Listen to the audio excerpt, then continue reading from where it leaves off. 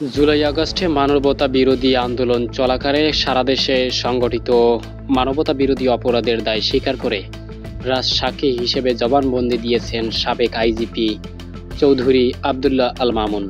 বিচারপতি মোহাম্মদ গোলাম মর্তুজা মজুমদারের নেতৃত্বাধীন আন্তর্জাতিক অপরাধ ট্রাইব্যুনাল একে ক্ষমতাচ্যুত সাবেক প্রধানমন্ত্রী শেখ হাসিনা ও সাবেক স্বরাষ্ট্রমন্ত্রী আসাদুজ্জামান খান কামালের বিরুদ্ধে এ মৃত্যুদণ্ডাদেশ দেন।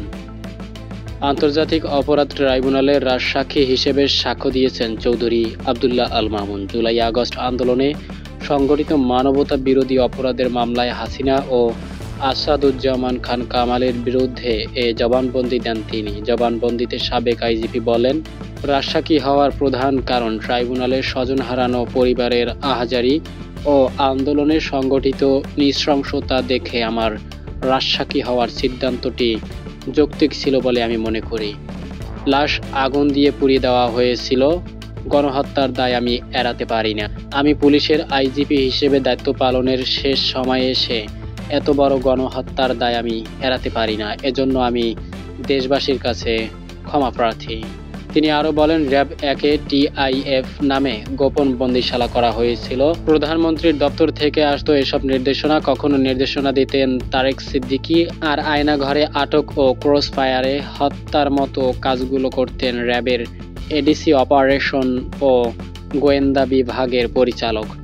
2018 সালের পর পুলিশের রাজনৈতিক প্রভাব আরও বেড়ে যায়। আইজিপি আরও বলেন, সাবেক স্বরাষ্ট্রমন্ত্রী আসাদুজ্জামান খান কামালের বাসায় বৈঠক করতেন। গোপন সেসব বৈঠক গভীর রাত পর্যন্ত চলত। বৈঠকে অংশ নেওয়া কর্মকর্তারা হলেন সাবেক DMP commissioner Habibur Rahman, DB প্রধান হারুনুর রশিদ, এসবির মনিরুল ইসলাম, ঢাকার DIG Nurul Islam, additional DIG Biplab Kumar সরকার, এএসপি কাফি, ওসি মাজহার ফোরকান সহ আরও অনেকে। এর মধ্যে কারো কারো সঙ্গে শেখ হাসিনার সরাসরি যোগাযোগ ছিল।